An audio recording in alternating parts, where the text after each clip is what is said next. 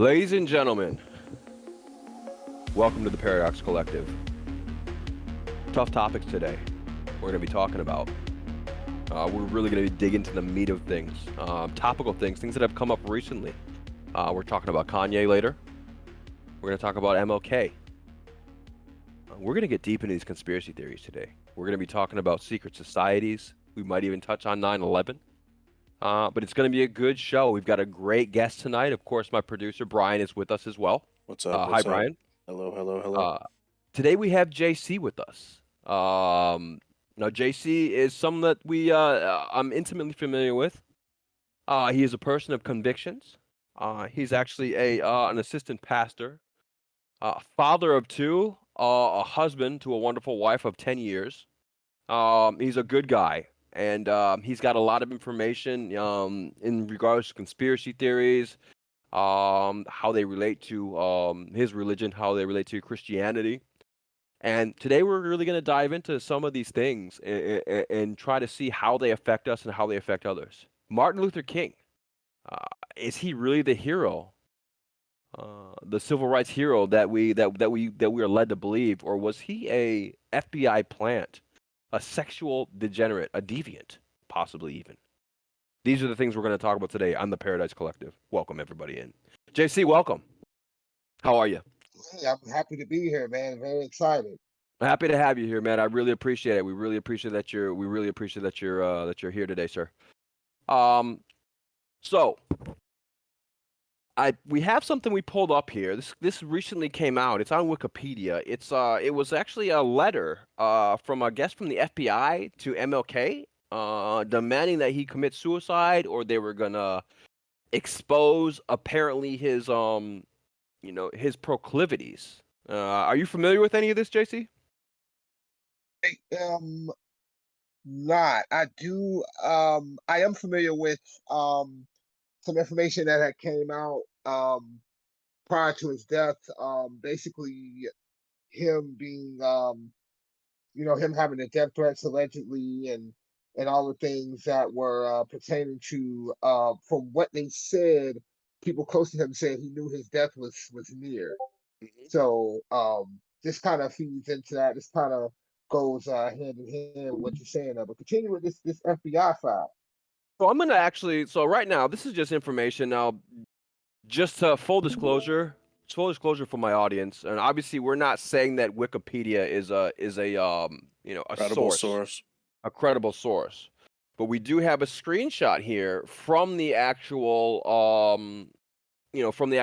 the letter itself. Apparently, I'm gonna read a little bit from the Wikipedia page. Then I'm gonna read the letter. We're gonna talk about that, and we're gonna talk about kind of allegedly what led them to this position, and possibly some other shady things that Martin Luther King may have been involved in.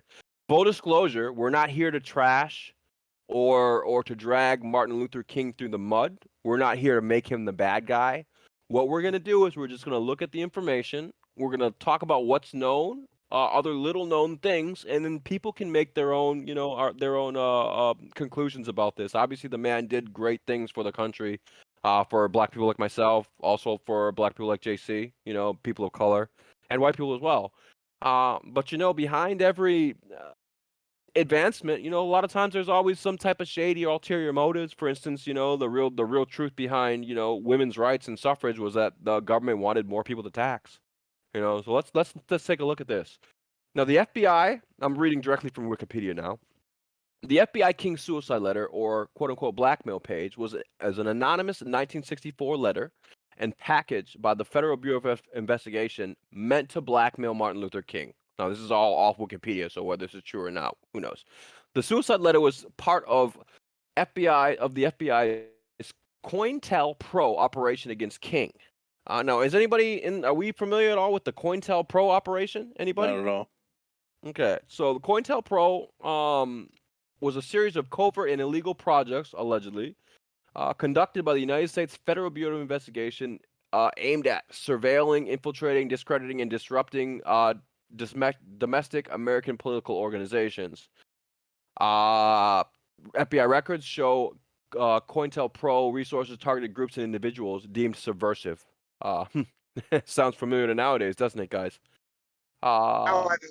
I think, yeah, I'm from. Okay, I okay. didn't know what it was called in particular, but those are the same ones who spied in on like the Black Panther Party and Oh like wow. Malcolm X and as well, if I'm not mistaken. Yeah, you're I absolutely right. You're absolutely right. According to this Wikipedia, of course, which, like I said, I want to stress that it's not necessarily a credible source, but this combined with the cross references that are available to see on this, and also FBI records, there's a lot of veracity to this, and it says that the FBI, like I said, they targeted groups and individuals the FBI deemed subversive, including feminist organizations, the Communist Party USA, which obviously, of course, is subversive, anti-Vietnam War organizers, activists of the civil rights and Black Power movements. Martin Luther King, of course, Nation of Islam, and as JC just mentioned, the Black Panther Party.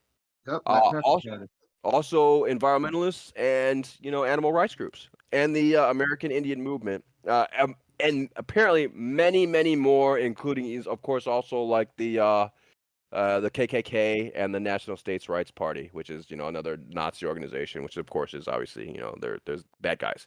Anyways, that's just a little background on what the actual what the COINTELPRO was, and where this letter allegedly comes from now. So now the history is like on November 21st, 1964, a package contained a letter containing a letter and a tape recording allegedly of King's sexual discretions was delivered to Coretta Scott King, the wife of Martin Luther King Jr., and later to King himself. Although the letter was anonymously written, MLK Jr. correctly suspected the FBI sent the package. Um, so there was some information in there, a lot of stuff, and then so I'm gonna read the letter out real quickly, and we're gonna talk about it and what the implications are behind that. Real quickly now, for our fans, there is some weird language in here, and obviously this is not mine. This is whoever wrote the letter, allegedly. So it says, in view of your low grade, abnormal personal behavior, misspelled, I will not dignify your name with either a Mr. or a Reverend or a doctor, and your last name calls to mind the only type of king such as King Henry VIII and his countless acts of adultery and immoral conduct lower than that of a beast. There is a animalistic theme to this letter. Now, King, look into your heart. You know you are a complete fraud and a great liability to all of us Negroes. White people in this country have enough frauds of their own, but I am sure they don't have one at this time that is anywhere near your equal. You are no clergyman and you know it. I repeat, you are a colossal fraud and an evil, vicious one at that. You could not believe in God and act as you do. Clearly, you don't believe in any personal moral principles. King, like all your frauds, your end is approaching. You could have been our greatest leader. You, even at an early age, have turned out to be not a leader, but a dissolute, abnormal, moral imbecile. We will now have to depend on our older leaders like Wilkins, a man of character. And thank God that we have others like him, but you are done. Your honorary degrees, your Nobel Prize, in parentheses, what a grim farce, and other rewards will not save you. King, I repeat, you are done. No person can overcome facts, not even a fraud like yourself. Lend your sexually psychotic ear to the enclosure. You will find yourself and all you will find yourself and in all your dirt, filth, evil, and moronic talk exposed on the record for all time. I repeat, no person can argue successfully against facts. You're finished. You will find. Oh, I'm sorry. You will find on the record all for all time your filthy, dirty, evil companions, males and females, giving expression with you to your hideous abnormalities. And some of them pretend to be ministers of the gospel. Satan could not do more. What incredible evilness. It is all there on record, your sexual orgies.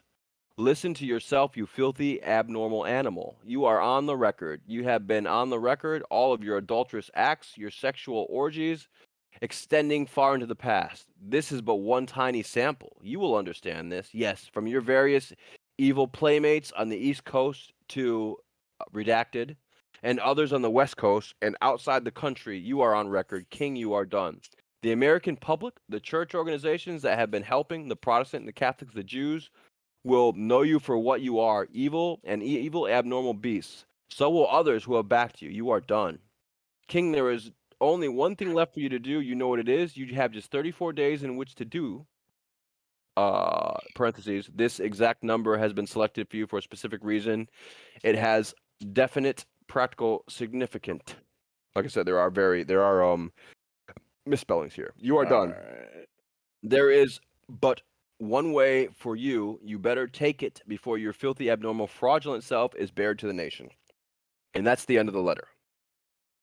When And did this letter, sir? When did this letter? When is this letter dated? so this That's letter what I have to is know. so this letter arrived on November 24th. November 21, 1964. So, and then Martin Luther King. No, When he did he was die? What he date? was assassinated. November 24th. Oh wait, no. Right? No, it wasn't. No, it wasn't November 24th. What day was it? I I think it was believe it. the following year. I thought it was. What kind of? April It was 4th. You April probably know 4th. this, right? April 4th, 1968. Yeah, So 68. Yeah. years later. So years later, apparently he was So you know, the he was assassinated. 34 in that letter. So I'm not sure how significant that is. Anyways, so what I want to talk about obviously is a couple things. So we've actually discussed this in the past, JC, about the alleged carousing that was done by MLK. You know, that and what that indicated and what that was actually a part of. Now back in the day, what I'd like to do, Jesse, give us just a little rundown of MLK and the Boule. Try to keep it a little bit PG, like when you're talking about like some of the things they do, but and kind of explain the purpose of it, why it existed, and what it was the counterpoint to, if you don't mind. Sure, absolutely, no problem. Dr. King ended up being a protege of the founding fathers of the Boule. That would What's the include Boule? guys like Henry Menton, Algernon Jackson. It was a group of six of these guys. They were of African American descent, um, very prominent. I believe it was four doctors, a dentist, and a pharmacist. So these guys, their goal was to create a black elite class to spring each other into power through brotherhood and secrecy and all these types of things. It was established back in 1904. Um, and what they did is they modeled it after the Skull and Bones. The Skull and Bones is one of the earliest fraternities in this country, existing from Yale University. So you have There's, the there's a lot of Bushes. presidents. Yeah, there's a lot of presidents of our country who are Yep, part of the Skull and Bone correct, Society. correct, Correct? and Okay. uh, correct, absolutely. And they came up through that. But what happened is African Americans, women, and the Irish were not allowed to be a part of the Skull and Bones. So what happened is the Henry Mentons, the Algernon Jacksons, they decided they're going to start their own, but they're going to start their colored, of color version of that. And so they established it. And Martin Luther King was a few generations after the original guys who had started it. Now, Dr. King also had roots in being believing strongly in integration. So that's one of the reasons why uh, he and Malcolm X didn't really see eye to eye, because Dr. King believed that in order for the black man to achieve his highest level economically and socially was that he had to come and be, hands-on and joined with quote unquote, the white man. And then Malcolm X is obviously more of a separatist, where he believed that we cannot do that. We have to go on our own and build our own society, our own economy, things to that effect. So they that's why they continually bumped heads. Dr. King was in the Boule, um, along with a lot of people today who are still in it as a part of this black elite, this upper class. Really? Correct, correct. Now keep in mind, they're very highly educated. They come from great families, and they have to be prominent doctors. Like they can't be like average in their field. We're talking about the top of the top in every single category. These are the best of the best. They're very selective. It was, the Skull and Bones started it back, I think, believe it was 1832. They started it first, where they were selecting, the best of the best. Okay, doctors, lawyers, bankers, and then because they didn't allow women, they didn't allow people of color. What happened is these people branched off and wanted to start their own. But Dr. King was he shared a lot of ideas with W.E.B. Du Bois, who was another one that was a part of the Boule, extremely prominent writer, obviously, and the leader, quote unquote, of the NAACP, and also, of course, Thurgood Marshall, Mhm. who was also in the Boule, and the list just goes on and on. And so now with the Boule, obviously I'm looking here. I was actually looking up a little bit on Algernon Jackson, and I'm noticing that he had some very interesting views uh, about blacks and classism, as far as thinking that well, according to some of the research that I've done, there were different classes, in that like educated blacks were better than like the southern poor blacks. He also Right, right, he, and he was an part of elite. that. Now you have to in preference of this, remember, Patrick, that this was in 1904 when they did this. So if you look at the six men who originally established this, all of them, I don't want to say it like this, but all of them were of mixed race. Remember, there's no way that a black man with no standing whatsoever could make these types of things happen. They came from wealthy backgrounds, Right. right? Mhm. Obviously, if you go to school, Algernon Johnson was, I believe, the first African American to graduate Princeton. from a medical school in, I'm trying to remember what state. I believe it was Jefferson. Philadelphia, Yeah, Jefferson Medical College. Pennsylvania, and And he he went. was the He first. well, he went to Jefferson, and then he graduated from Columbia University and the University of Pennsylvania. Right. So and Okay. he and He's the it's like he first to do was that. yeah, and he did run in very privileged circles. He had ties with Booker T. Washington, like you said, Henry McKee McMinton, Henry McKee Minton. You know what I mean? Obviously, who was a doctor of a rich family, a rich black family. Right. So. They Mhm. all they all come from wealthy backgrounds, but they also had just what you said about Algernon Johnson, is they wanted to keep the elite elite. And in order to do that, you can't allow just anybody in. You have to keep it in a class system. And that's what they wanted to do. And that's why they wanted to keep it secret. Okay. And so now, and so this is obviously where Martin Luther King got into the Boule. Obviously or maybe he was in the Boule, in which kind of and may possibly um catapulted him into the civil rights movement. I'm not really sure which came first. Can you tell us? Well, what happened is, while Dr. King was in college, he became a member of Sigma Phi.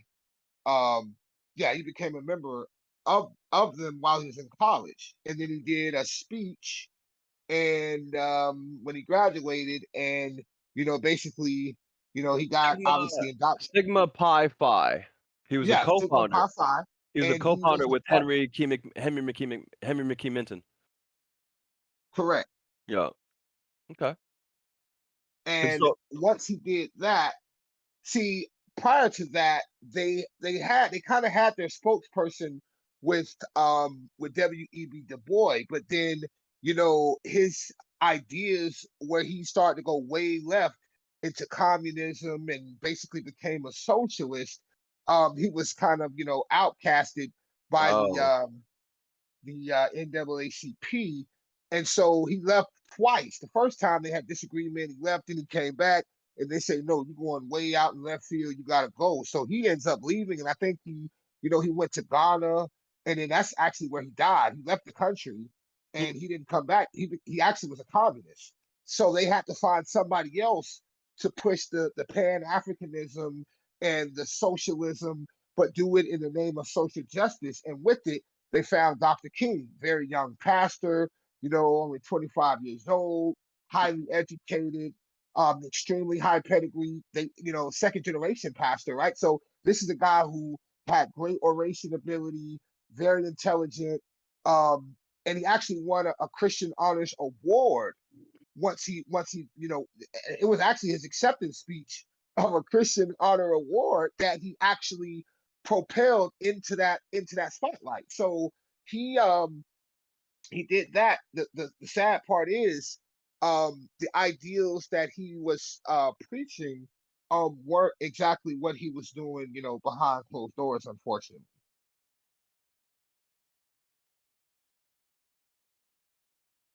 Huh. I still there?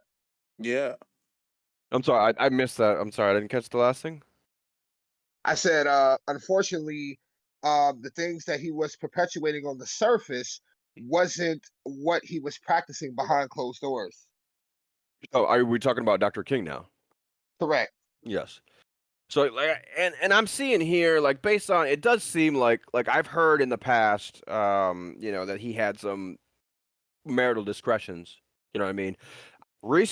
I've recently done the research and recently come to the conclusion that it wasn't just women. That he was possible that he was a I don't know what the word for it. I guess now it's like stunning and brave, but I mean where I come from, I mean he was not a what you would call a morally upstanding man. I don't know. How would you just? I don't know. Someone who's, I guess, I don't want to say sexual deviant. I don't know a better way to say it though. But I mean, someone back then that was what it was considered. Someone who was doing things like that and having orgies. That's not a good look. And that was one of the things that it seemed like that they were trying to expose. And I mean, back then in the 60s and in the 50s, 60s, and 70s, or the 50s and 60s at least, maybe the 50s more, maybe I don't know. Like that would have been devastating to what they were trying to accomplish. And at the same time, I think one of the things we have to remember, like I kind of mentioned, I touched on a little bit earlier, is that, at the end of the day, the civil rights movement wasn't about giving people rights. It was about allowing the government to tax an entire new group of people. Like, if there wasn't that tax revenue and that availability for the tax revenue, black people, we wouldn't have had rights. There would be no need to. It's always about the money. At the end of the day, everything you can always find the truth if you follow the money. And it seems like pretty much is that regardless of what King was doing in his spare time with these alleged orgies and these different things, once his goal was accomplished, they got rid of him. Which is very often the case, as we know. And that's kind of the crux here is that, regardless of what this man did in his personal life, he did a lot for the country. I real he did a lot for the country, for people, for black people, but at the same time, it's important for us to scrutinize our past. People do this stuff all the time. They look at past heroes, that had skeletons in their closet, and they make that decision. Now with MLK though, it almost seems like he positioned himself. He was a person. He doesn't seem much different than any other elite. Like when you really boil him down, he did stuff for us, but I mean the behavior and the attitude and the things he did on the side were morally bankrupt. And we see that a lot with elite, black, white, Asian, doesn't matter what it is. We see just moral bankruptcy at the top. And and a lot of these people in these secret societies. Um, Brian, what do you think? Man. For me personally, it's a particularly harder subject to talk about because, as a kid growing up, same demographic, growing up in an environment where there was a lot of drugs and things to that effect. Martin Luther King was, really like someone who could do no wrong, like almost like an idol, because you looked up to him, you idolized him, you wanted to be like that. And we were taught in school about his "I Have a Dream" speech, and Right. we were beat over the head with the doctrine that told us that Martin Luther King was a Right. great, upstanding man. Now, I'm not saying that there's anyone perfect, but he did.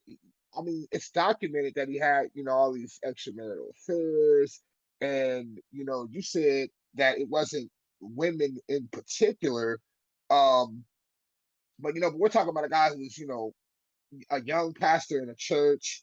Um, he, I mean, it's hard to say, but I mean, that's a hypocritical stand there because he's preaching in the pulpit to, honor your wife and do these things, and then here he is doing exactly the opposite of what he's preaching. Not to mention, later it becomes evident that his ideals on social justice were more geared towards socialism, which What? So what do you mean by does that? well. Talk about that. What happened? Talk about that. Well, well, Marxism itself is in direct conflict with Christianity, and if you really pay attention to Dr. King's later speeches, he isn't really talking too much about, the gospel message of Jesus Christ, etc. He's more talking about, equal rights and coming together and putting us on the same playing field, and Socialism, a general black socialism. family a black family, with the economical means to live in a good neighborhood should be able to live there. All these things that sound good, sound amazing on the surface. And I'm not taking anything away from him. I do believe he fought for our rights. And, it's hard for me to, you know, I, I don't want to say I'm throwing him under the bus, but I have to expose the truth. And the truth is, you can't, talk out of, both sides of your mouth when it comes to certain things. And, Martin Luther King with with being unfortunately an adulterer, also allegedly having, illegitimate child outside of marriage. This is a number of things. And I'm not trying to cast judgment on him, but it's alleged that he was a pansexual, and that's the epitome of sexual deviancy, Patrick.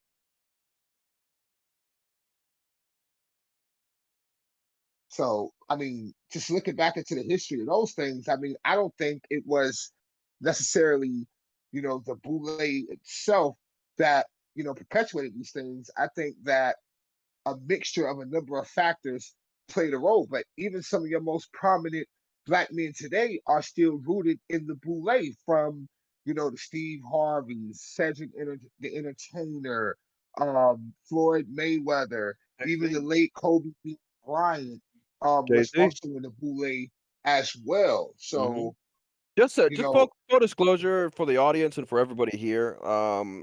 When we're talking about people in terms of sexual deviancy, what we're referring to is we're using that from the reference point of who these people are and who these people profess to be, in their own words. So, for instance, Martin Luther King, as we said, as we know, was a pastor, a preacher man, a man who professed to love and follow the Bible, the Christian Bible, the New Testament, which is very, very clear about these things from the Gospels themselves all the way through to the Book of Revelations about what things are acceptable and what things are not.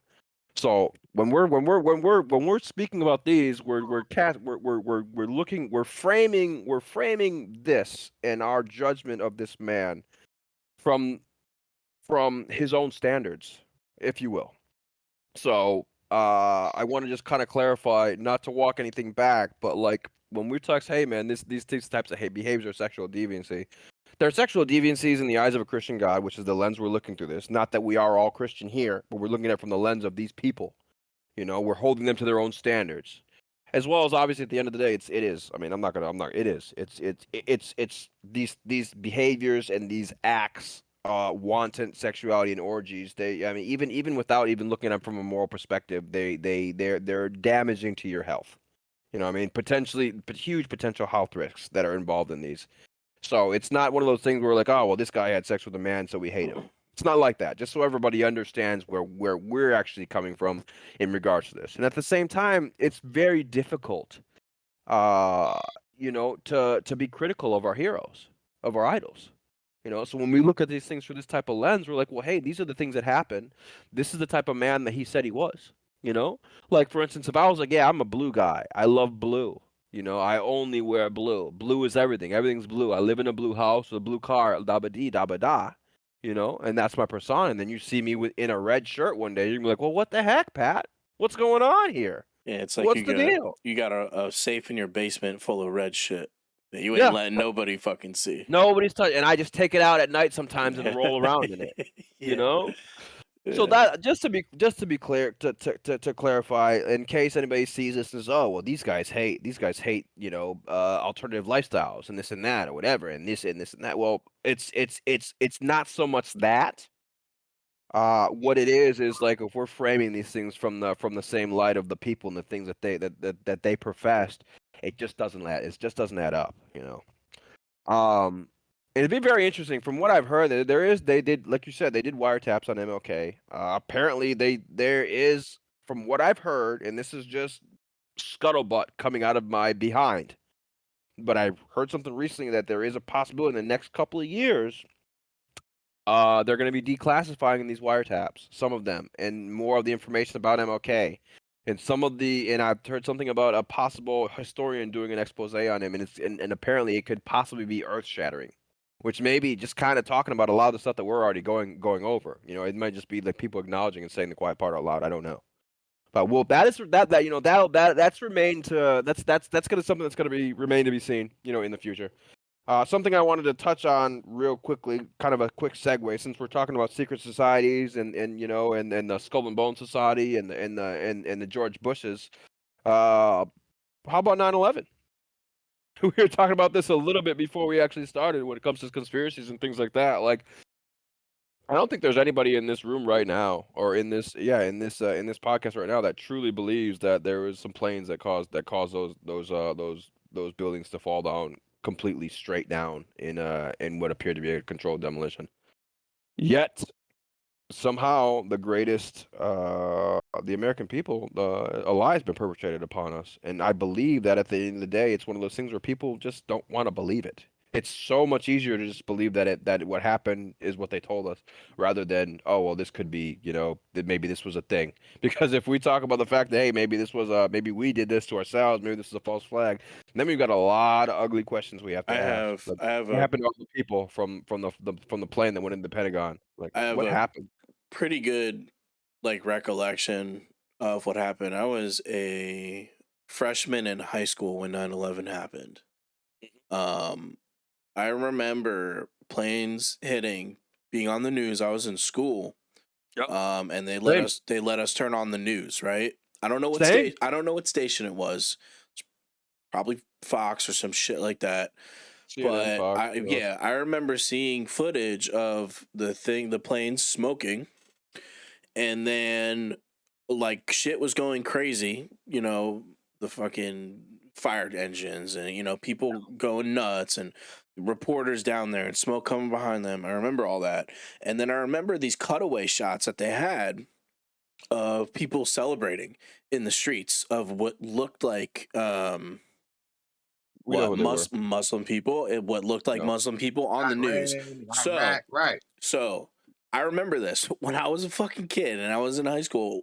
What is the agenda behind that, showing this is this and these people are celebrating? What did that instill in me? Hate, Oh yeah. anger.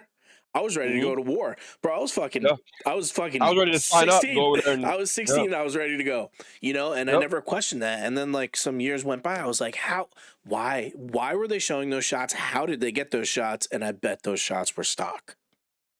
See, I don't know if they were stock because I remember seeing those too, and I remember getting video afterwards, and they're like, "Oh, look at all these people around the world, and these people over by the Trade Center." But my thing was this: I remember a very similar situation, Brian, to where I was in high school. I think I don't know if I was in ninth grade or eighth grade or when it was. Dang, who could know? But I remember they took it. They're like, "Oh, something happened." They took us into this big room, like to a library or whatever it was, and they put it all on the TV, and we watched. The first one was smoking, and as we watched, the second one hit. Yeah. And I was in shock. I remember just I got home after school that day and my mom wasn't home and I called her and she was stuck on the turnpike because everything everywhere was fucked Yeah. for better lack of a better word. Turnpike was shut. It was just crazy. And I was thinking the same thing like how could this happen? But I remember watching that building fall when it fell and thinking, well, that doesn't make any sense. Like why would that happen?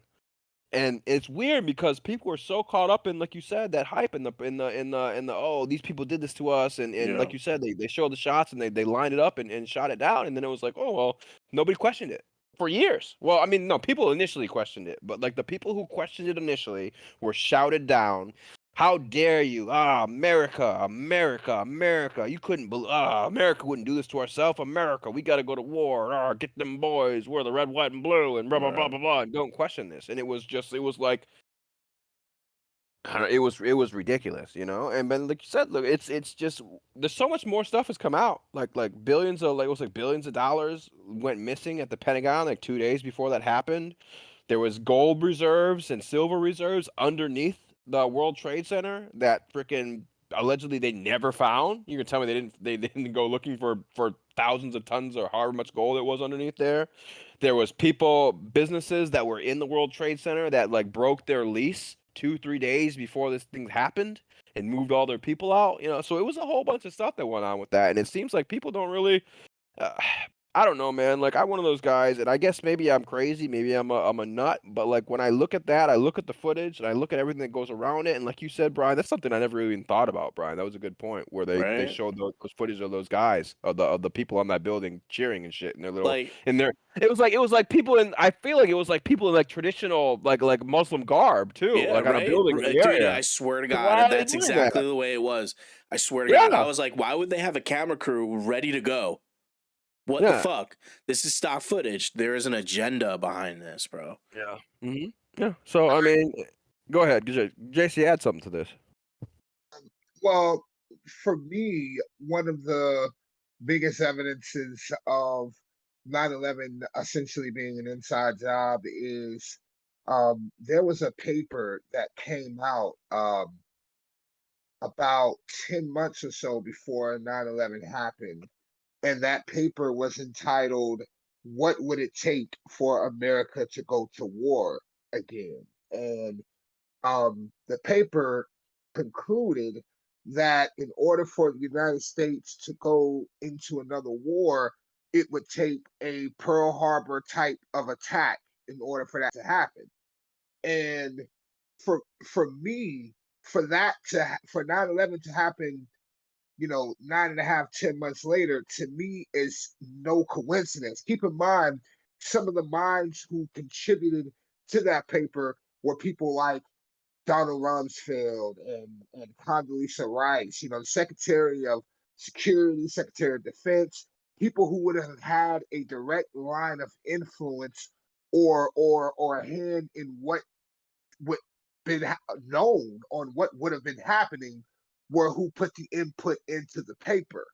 So when you say a Pearl Harbor like attack, that's only happened once in US history. And then so for you to conclude that's what it would take for America to go to war, and then 9 months later, something exactly like you said would have to happen in order for us to go to war, and then it happens, and then we go to war, is more than coincidence in my opinion. And I think that's one of the biggest evidences as to why. Because you said earlier, Patrick, you said follow the money. Yep.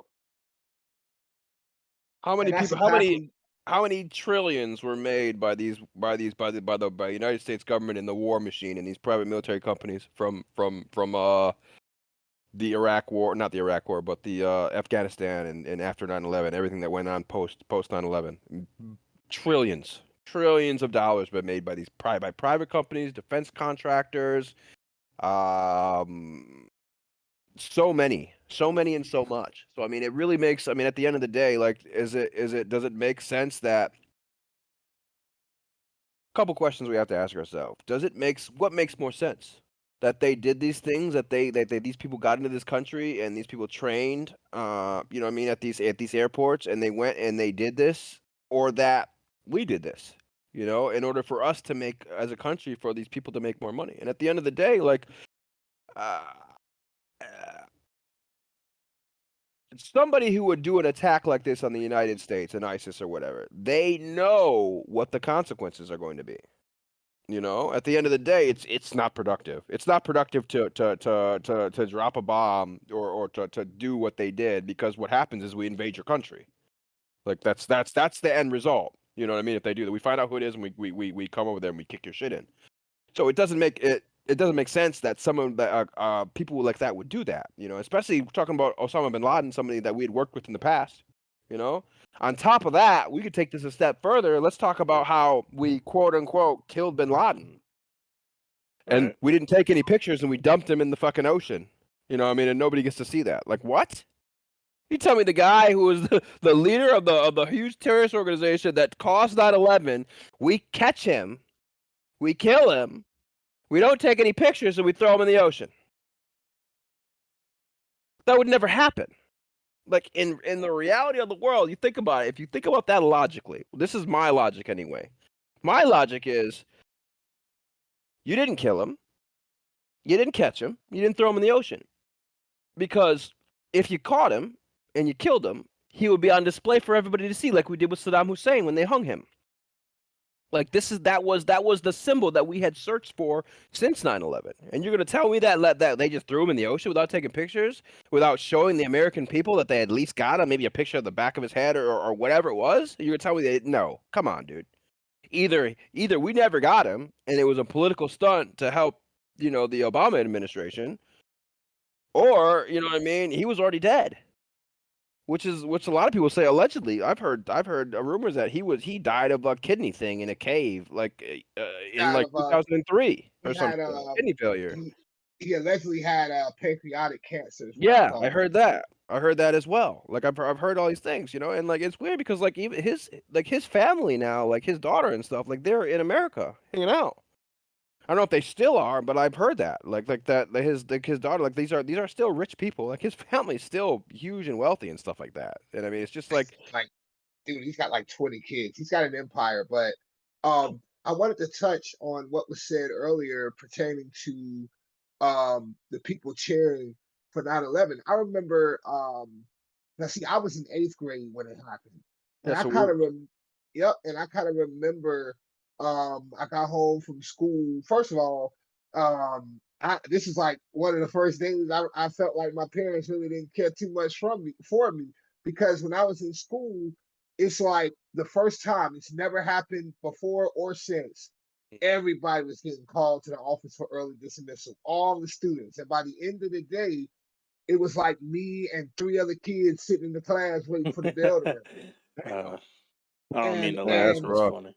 yeah, and when I got home, I was so I it's gonna sound so selfish and so bad, but I didn't want to hear no more about the attacks. I wanted to watch some cartoons, but I remember flipping through the TV and every channel had Yeah. a picture and a footage of what was going on with the buildings. Oh And yeah. then I remember them saying, now we're gonna bring you news coverage in Iran and in Afghanistan. And they showed it was like daytime over there, and they're having a parade. They've got Yeah. Yeah. kids that are like 7, 8 years old with upside down American flag Yeah. sticks in their And hands. shooting AKs and stuff. They I were just remember that. happy throwing a parade because 9/11 had happened, and um, I felt the same way. I was like, "Yo, we need to go to war. We need to go over here. We need to drop a Nagasaki on these folk, man." And I was very angry about it, and and I was fooled. I had the wool over my eyes, just like probably everybody else during that time. But when you do your research, you sit back and you put things in perspective. You look at what it would take, what it would take for steel to actually melt, and it would take more than jet fuel, and then you realize all kind of different things, not even just from a pragmatic perspective, but just purely when you look at science and physics and gravity and all these kind of things, it just doesn't make sense to me. And then they left it up to mystery with the other plane, the one that was in Pennsylvania, the one that crashed in the field that was headed Yeah. towards the White House. We don't know what happened with that, so a lot of that leaves more questions than answers.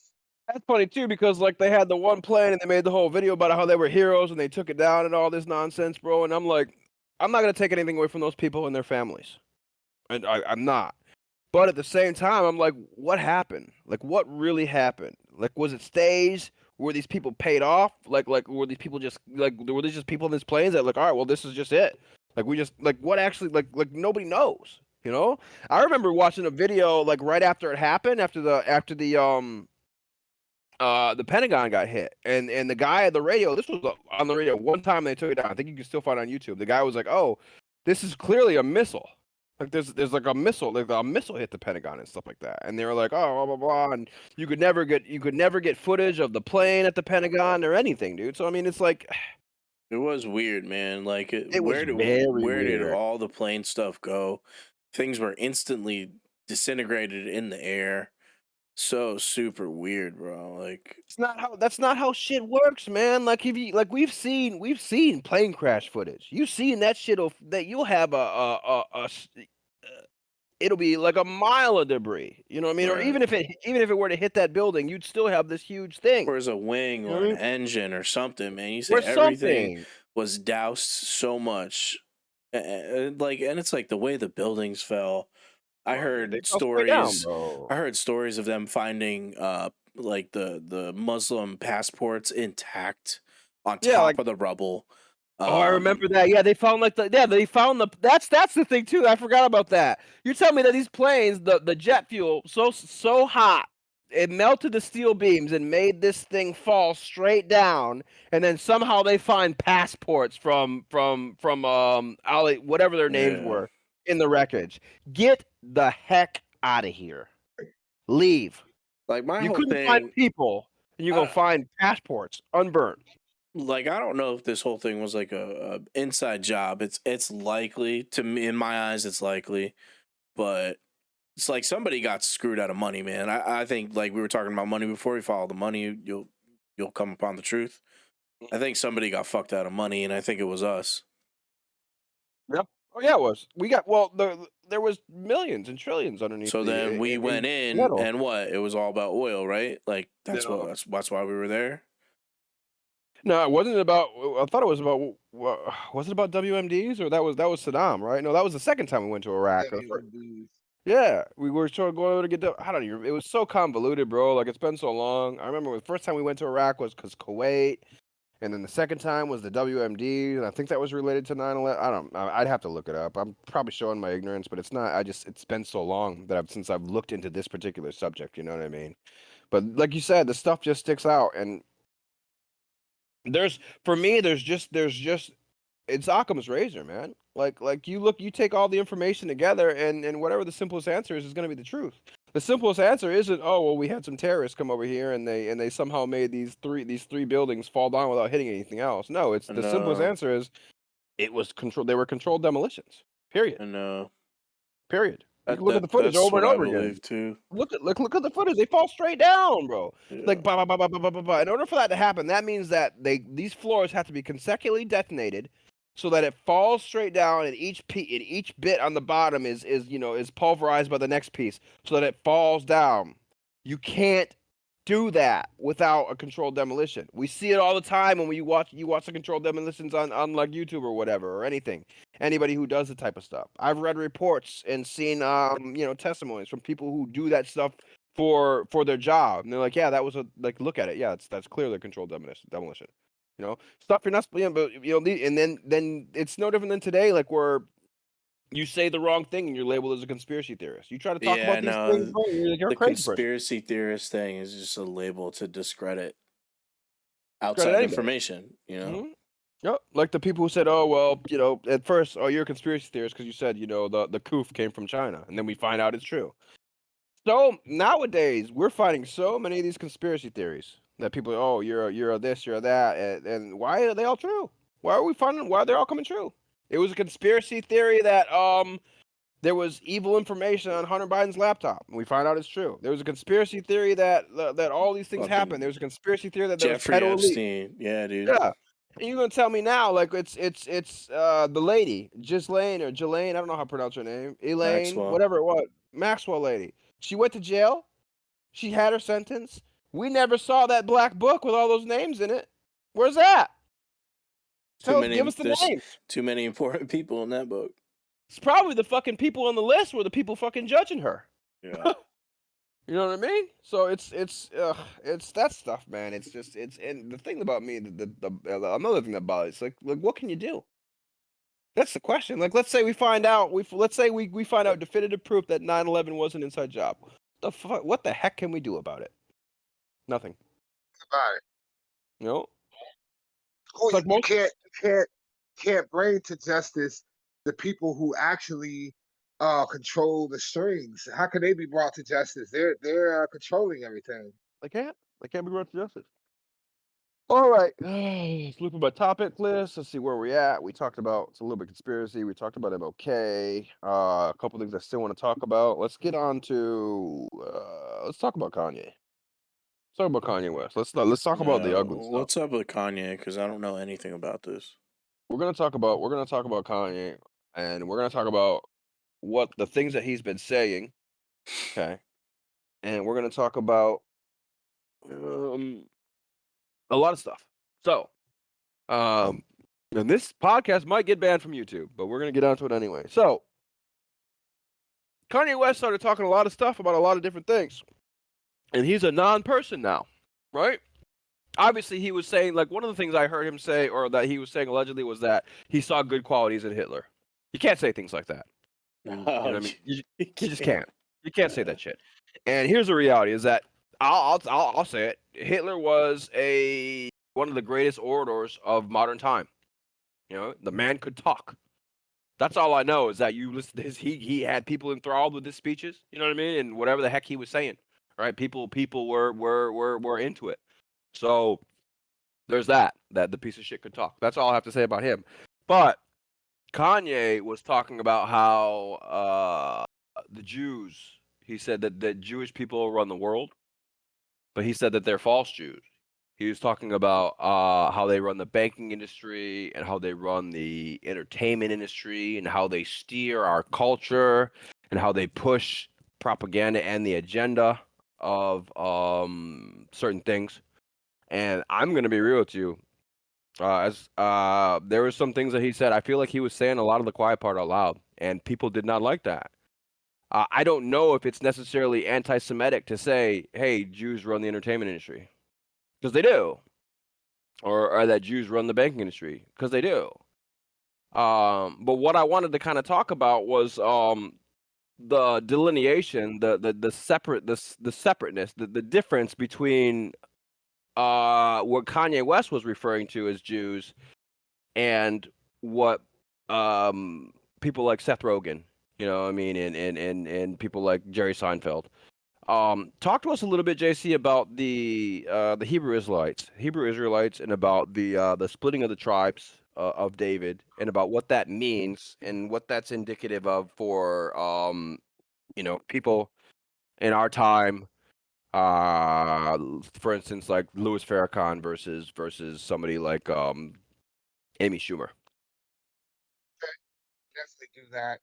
Well, I'll first start by quoting this scripture. It's from Revelation chapter 3, verse 9. It says, Behold, I will make them of the synagogue of Satan, which say they are Jews and are not, but do lie. Behold, I will make them to come and worship before your feet and to know that I have loved you. So this particular reference is to people who are not of the lineage of Abraham, but they're claiming that they are. Um, this goes back pretty far, man. 12 tribes of Israel were obviously established through the lineage of of Jacob, and you had Isaac, and then before him, obviously his father Abraham. Um, and so, I mean, just a brief overview. Let me You stop you right had there. Hold on. Let me stop you right there, just real quickly. I wanna insert while we're talking. I'm gonna insert a quote. One of the things that Kanye actually said recently. I kind of want to just like I said, insert this quote and because it kind of goes in line with what you were talking about. So he said recently, Planned Parenthood was made by Margaret Sanger, a known eugenicist, with the KKK to control the Jew population. When I say Jew, I mean the 12 lost tribes of Judah, the blood of Christ, who are the people known as the race, who the people known as the black race really are. This is who our people are. So that's just kind of like what you're talking about, right? correct. Yes, that's actually what I was going to talk about. I was stating a little bit further back. The sons of Noah. Noah had three sons, Shem, Ham, and Japheth. It is believed from a ethnical standpoint, because most of the time in scripture it's talking about nation, but it's believed from an ethnicity standpoint that you had Shem, which was of olive skinned, or taking on traits looking more like Princess Jasmine or Aladdin or like Osama bin Laden. So you had Shem, and then you had Ham, which was the father of Canaan, which was more of the Cushites, the Egyptians, the darker skinned people, Ethiopians, people like that. And then you had Japheth, which was supposed to be more of the Caucasian blend of people, that particular nation. Now, we don't know for a fact if this is true. This stuff is historically pretty accurate, but the problem that leaves a hole in it for me is, out of the people who got out of the ark.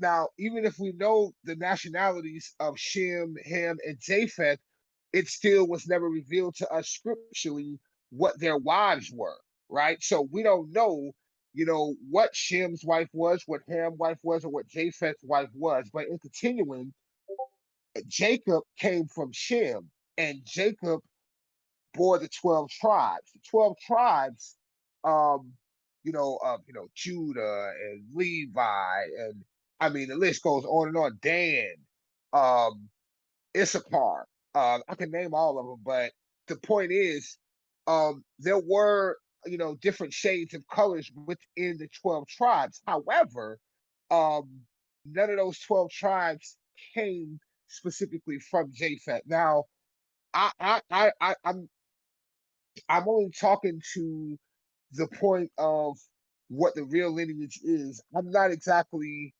I know that an Ashkenazi Jew is a Jew that's not connected to the lineage of Abraham. Now, let me preference this by saying that Paul makes it clear that if we do accept Christ as our Savior, then we're grafted into God's family. We are children of God if we accept Jesus Christ. So this is not a racial thing per se, but if we're talking about loss of identity, and we're talking about what Kanye referred to, Kanye is referring to what he said about Margaret Sanger is absolutely accurate. Margaret Sanger was a eugenist, and she came up with Planned Parenthood as an intrinsic way to slow or eliminate the black population, aka the Jews that Kanye West is referring to. Because Right. what they did is they tried, numerous methods. There was an intrinsic method and there was an extrinsic method. The intrinsic method was, let's get them to kill themselves. The extrinsic method was, hey, let's use outside sources like the environment, poverty, all these different things that can destroy them as well. So they did it a number of ways. So Kanye is absolutely right about that particular part. Now, I don't support some of his other things that he says, or what he was doing, hanging out with the known white supremacist, allegedly Fuentes. So I'm not really sure. I don't agree with that per se, but Yeah, I've what he heard was that name, saying. the Nick Fuentes. I've heard the name Nick Fuentes, and people say he's Right. a white. I don't know a lot about him, but I know that Fuentes is not a white name. No, So, it's not. But I don't I, know if I, I, this is really a white supremacist. from several sources, I've heard that he was a quote unquote white supremacist. I'm not really too sure about that We got to myself. be That's why I careful with said, that. We got to be careful with that because that's the same people like well, not the same people, but we've had this conversation in the past. Like when we talked about, I'm not going to talk about the guy, but about the he who shall not be named, I should say, and the things that they were saying about him that was easily researchable to find out that it wasn't true. So I don't know, like, uh, I that's the term. I That's don't why I know use anything. the term allegedly. Yeah, I don't Because know. I I don't. don't know enough about Nick Fuentes to say whether he's a. I've heard not so good things. I've heard, and people in the circles that I watch in media, they don't like him either. Like, there's a lot of people that who yeah. So I don't know him, but I do know that he did some interviews. He did an interview with allegedly Gavin McGinnis too, and he said that like he said something about he wanted the Jews to forgive Hitler. So I don't know. I feel like the man.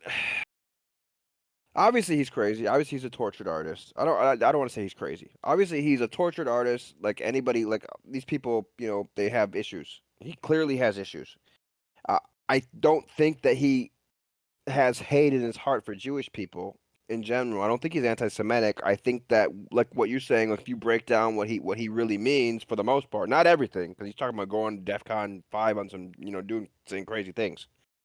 But I do believe that his intention is to open the eyes of the black people to what's going on around them. And I will say that I would love to know why anytime there's some evil cultural degeneracy going on in our country, anytime there's some I'm not going to get into it. I'm not going to do this. I'm not going to do it. I understand what he meant by, like you said, about the black Hebrew Israelites. So I understand that. I understand where he was going for in regards to that term. I do think that telling people to forgive Hitler is probably not a thing that you should probably say. Saying that Hitler has good qualities, not a thing that you should say. He didn't. He didn't have good qualities. He was bad. He was a horrible, horrible fucking person. But I think it's important to, like you said, kind of frame what he was referring to when he was talking about the Jews and the different Jews, like you said, the Ashkenazi Jews. Yes, Ashkenazi Jews. They came from basically they're Germanic. They didn't come from uh you know Ethiopia or Egypt or anything like that, like where the Jews originally emigrated from. I mean Came from more they came from the Eastern Rhine. Europe. Eastern Europe, Right. Western Germany, and northern France during the Middle Ages. So Right. Correct. these were not traditional Jewish people, Israelites even. You know what I mean? These were Germans. These were, well, Right. not necessarily Germans, but hussars or whatever that was that Right. time back then in the Right. Middle Ages. You're So exactly right, Patrick. these are the people that have descended to. These are the people whose descendants are the Seth Rogans and the Alan Greenspans. It's Right. not. These aren't the people who are descended from like you said, Ham and Shep and Japheth and these people. So I think that's an important thing for people to realize, is that, what I mean, they talk about, they when they're referring to the Jewish people, we're not referring to, he's not referring to traditional Jews, actual Israeli, people who are Israelites or whatever, people who emigrated from there, like people who are Middle Eastern. He's talking about this other group of people, you know what I mean, who are Jewish. Not that they're any less Jewish, but I mean, as far as from their heritage and their bloodline, they didn't come from the same place that everybody else came from. You know, I'm Um, Ashkenazi Jew, Pat. I do know that. Oh, you knew I was Ashkenazi, really? I didn't, but I know you're Jewish, and Yeah. you're not a Middle Eastern, so I figured, No. yeah, Yeah, no. yeah. So it's interesting. Ashkenazi, yeah, man. So what are your background in this stuff? What do you think about this stuff, Brian? Well, what we're talking about now, this is heavy. This is Um, kind of heavy shit, right? it is heavy. I mean, we started off heavy with MLK and like all this crazy stuff. I don't want to say crazy, but outlandish.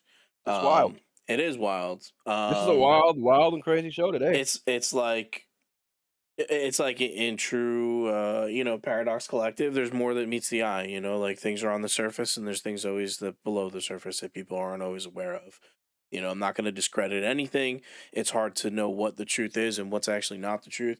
With Kanye, love his music, like Love him, his music. personally, I think uh, needs work, man. I've heard he's like an unmedicated bipolar, stuff like that. I've heard heard that stuff as like well. that. But it's heavy, man, and you're right. There's things that you just can't say, and saying fucking Hitler was a good dude is one of those It's things, not the bro. play. It's just Like not the play, you bro. just can't. I'm not even gonna front. That's one of the craziest things I've ever heard. This is crazy. But you know what?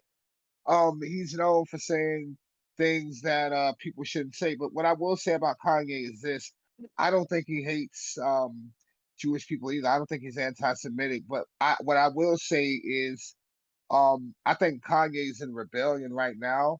Um, you know, I think I seen a text where he was responding to P Diddy, and he Yeah, was he Yeah. saying, "I'm not." blasted P Diddy. That Holy was an cow! interesting thing that he said. I was looking at that before too. You want to bring it up, Who Brian? wants to pull it up? I want to hear that. I think Brian's gonna Uh, pull it up, and we'll talk about that. it was I just interesting. had it up actually, but I was having some issues. It seems like YouTube doesn't want, or Google didn't want me to really look at it.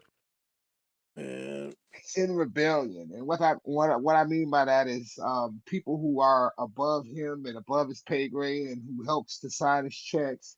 They they don't like some of the things he's doing. They don't like any of the things he's doing. And so other people have started to drop Kanye as well. He had a lot of networking streams of making money, and they've all been evaporated from him because of his comments. So So I got it up here. I don't know if I can pull the I'll just pull up. I'll just send you this link, Brian. It's like the second one. I Yeah. don't know if it's the same one or not. I'll just send you the link of what I googled or whatever. But what he said basically, what I have here is, I guess they were talking, then they exchanged. What he said was, "This ain't a game. I'm gonna use you as an example to show the Jewish people that told you to call me that no one can threaten or influence me. I told you this was war. Now go and get you some business." He said, "I'm just trying to talk to you as a black man, and I'm talking to you because this is hurting your people, hurting our people. Stop. Anything you text, I will post. I love you, and you guys are breaking my heart. I accept your apology in advance." Is what Kanye is. I guess uh, is what Kanye said to him.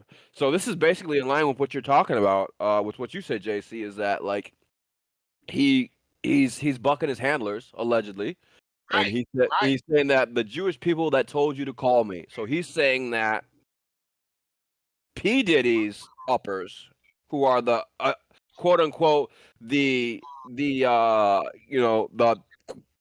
these his frame of reference, not mine, but the Jews that run the entertainment industry Yeah. made P Diddy reach out to him to get him to stop saying all this crazy stuff, and his response was, "I'm going to use you as this example."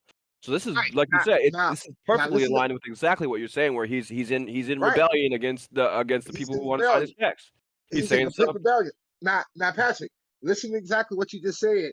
You talking about P Diddy? We're talking about a billionaire that's taking orders from somebody else, telling him to Allegedly. check Kanye. So what does Now, that tell you about the oh, person who gave him that order? allegedly. So Allegedly. this could have been just P Diddy being like, "Whoa, this dude's acting crazy on the internet. Let me reach out to him." But from Kanye's perspective, and he might see this Like enemy. I He might see he's wonder. paranoid. He might see this enemy Right. behind every rock. So I mean, in his mind, oh, if this dude, anybody who's reaching out and criticizing me right now is one of these people. You know what I mean? It Yeah. seems like he was in that mode. Go ahead. That's what I was gonna say. I was like, I wonder the history between these two. Are these boys like? Do they know each other outside of the entertainment industry? You know what I mean? Like, why P Diddy to reach out to Kanye? Like, it's just Yeah. I don't know. So and that's a good question too. Is like what's the real relationship between them? Obviously they have each other's phone numbers and stuff. He puts them in his phone as Puff, so he must know. I mean, I don't know. That doesn't really mean you know him, but I mean it's something. So I mean, and who knows, dude? Because like it's one thing you find out. Like I can't say this for certain, but I do know from like the circles is that like I'm trying to put this in perspective for everybody and maybe our listeners as well. Is that like so? We're not the same. People are not the same. Different classes of people are not the same. And people talk about the reality. What we're in the middle of here in the United States in the first place. It's not racial warfare. It's not a problem with white supremacy or black supremacy or LGBT or Nazis. What it is it's class warfare. This is the elite against the poor, against the not so elite. And Facts. when you look at all these things are designed to separate us. The race stuff, Right. the sexual stuff, the gender identity stuff, all this is just designed to divide us as a people, to make it easier for us to lay down for, you know what I mean, the things that allegedly are coming with the the eating the bugs and living in pods and the 15-minute cities and stuff. All these things that people say are conspiracies that are actually in work right now, What's that are a happening. 15-minute city? Interesting concept. You have to look it up. Basically, it's a 15-minute city is a city where everything is basically within 15 minutes walking distance of you. Oh, okay. Yeah, and there it's like it's something that was pushed by the WEF, the World Economic Forum, which we know is bad for us. I don't really want. We can get into that. We can get into all that. That's a whole nother rabbit hole to go down. The WEF and George Soros and all these people and stuff like that. I don't even want to. I'm not gonna touch that one today. But I mean, we could actually probably get into that at another time. But yeah. So these people are talking about this stuff, one of the biggest problems with Kanye even saying anything is that, like, for instance, I don't know if you guys remember, but a while ago, uh, I want to say it was either Nicki Minaj or Cardi B started blasting people on the internet about the vaccines and stuff, Mhm. and saying, "Oh, this is bad" or whatever, and instantly everybody clamped down on her because Yeah, I think it was against the establishment. So regardless of whether vaccines are good or not, because I mean we already have the established evidence that they don't stop the spread of the disease and they don't stop you from getting it, so they're literally worthless. So there's no reason for anybody to take them except to get a stroke. But these things, like when you go against the establishment, regardless of what you're saying, whether it's Kanye talking about, oh well, there's Jews run the entertainment industry, or whether it's the next person saying, oh well, this Monsanto's is poisoning our food type deal, and they get slapped down. There's a class of people, which is us, and then there's everybody else, not everybody else, but like the rich elite who run these corporations and the corporations that run our government, because that's the truth, is that corporations and lobbies run our government. So there are people. I'm going on this huge tangent, trying to get. I'm circling back now to where I was going with the class thing.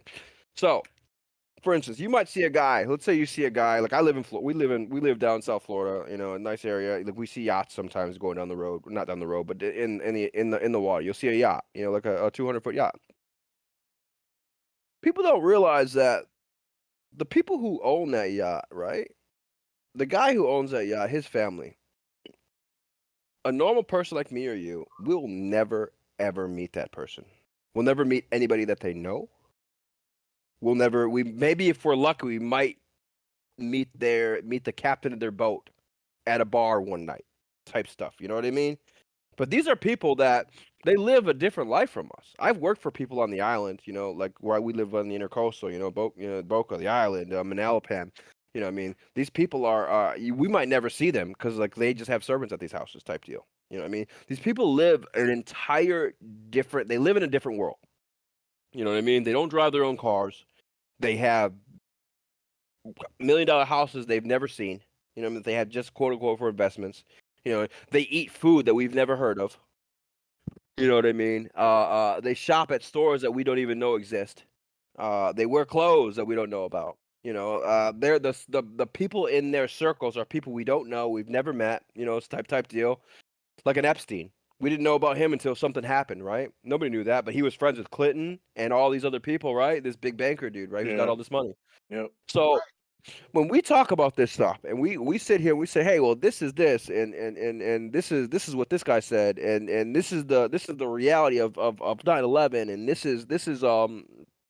is what Martin Luther King did and these things, like there's people out there who are pulling the strings that we don't even know exist. Like literally, like people that like you wouldn't even like people that live their lives in such a way that you would never meet them. You know, they'd never been people that have never been to a grocery store type deal.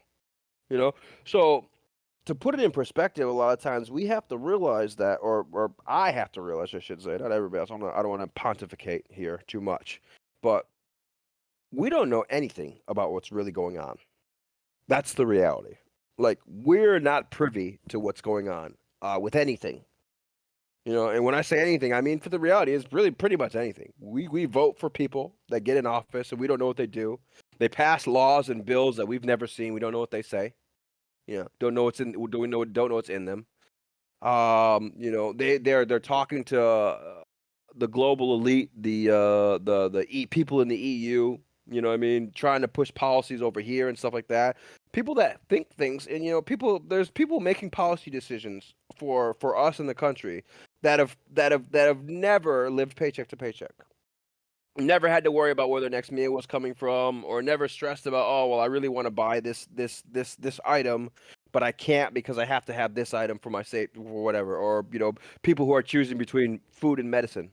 You know, they don't understand this. Yet these are the people that are making the decisions for us. So a lot of times when you have somebody like a Kanye who comes out and says, "Hey, well, these are the people that are running the world and they're doing this, and I'm gonna use you as an example to show the Jewish people that told you to call me that no one can ever threaten or influence me. I told you this was war. Now go and get you some business."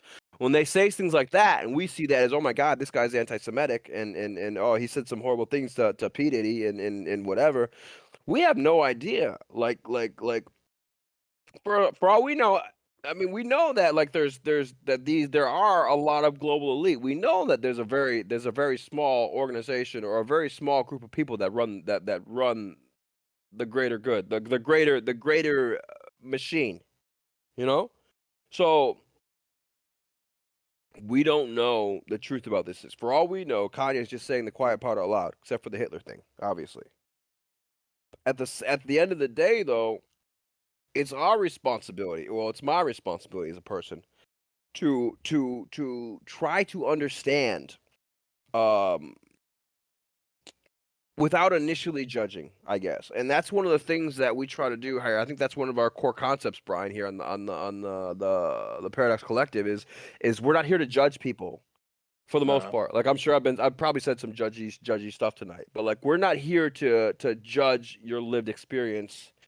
um we'll judge you. No, let me take that back. Like we'll judge your lived experience based on your own standards. For instance, with Martin Luther King, you know, if you're gonna say that you're a Christian person and you live a moral life and you don't, we're gonna judge you on that.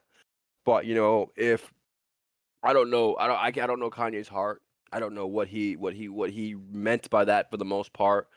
But what I would like to do is I would like to try to understand, you know, without judging him and really let him. Like I know he's been on podcasts and stuff like that, but people have been really inflammatory with him. Obviously, we'll never get him on our podcast, of course, but like it's important, I think, for people in general, us as people, to try to understand other people's perspectives and other people's minds without coloring that with any real type of judgment. You know, like Brian, we talk to people on this podcast that have allegedly, I mean, that have clearly they've been in cults.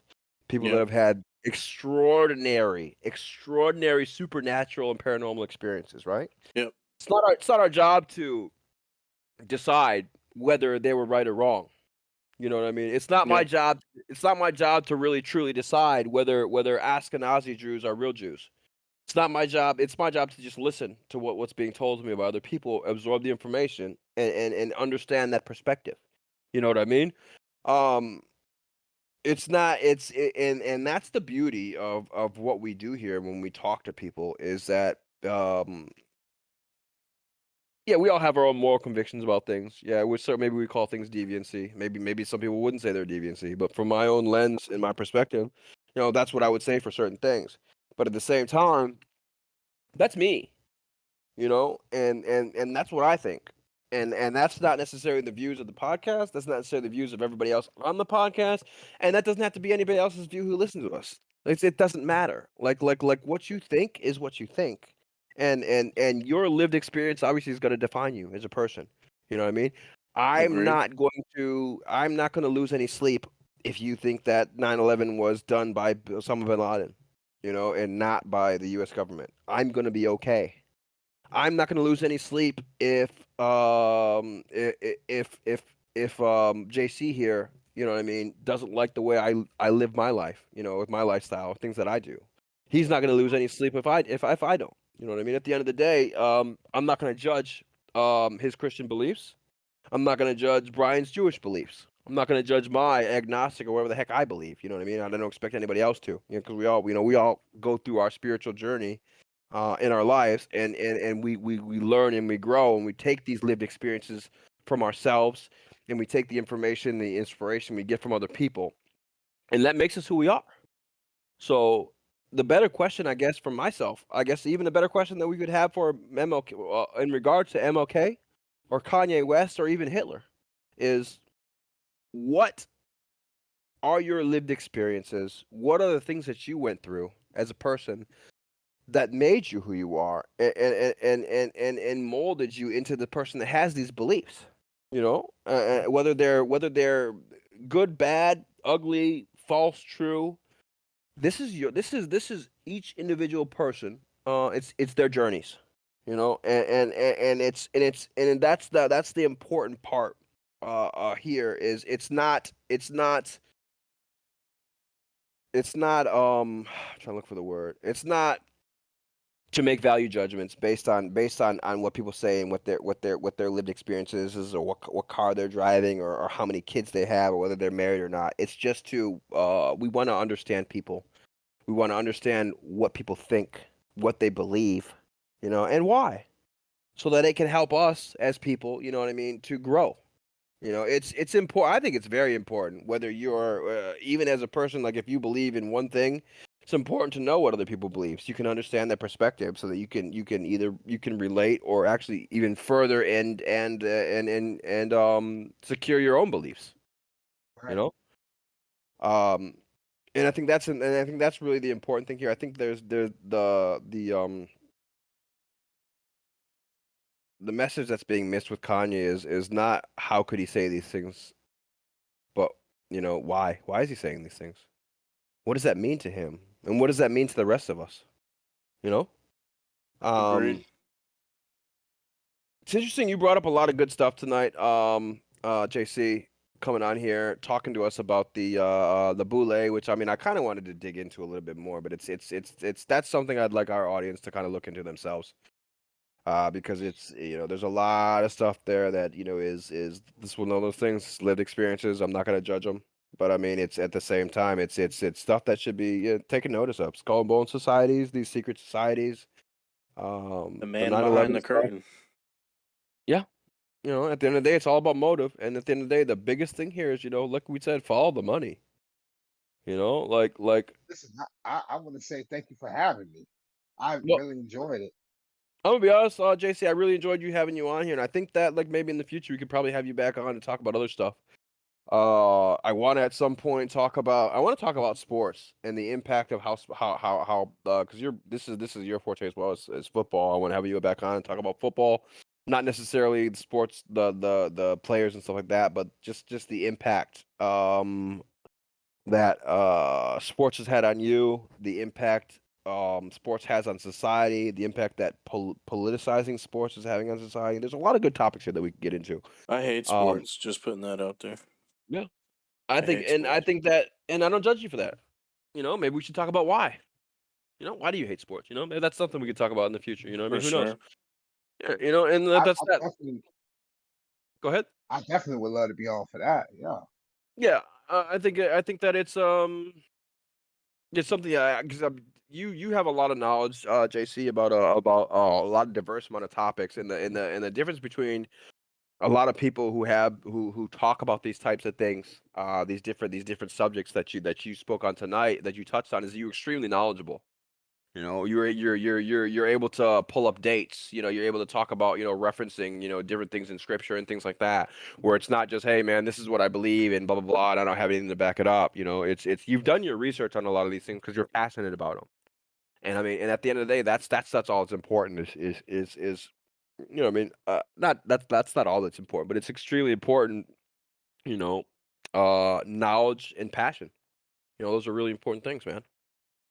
Brian. Yep. You got anything to add here to end cap this? How long have we been going, Brian? We are approaching an hour and a half roughly.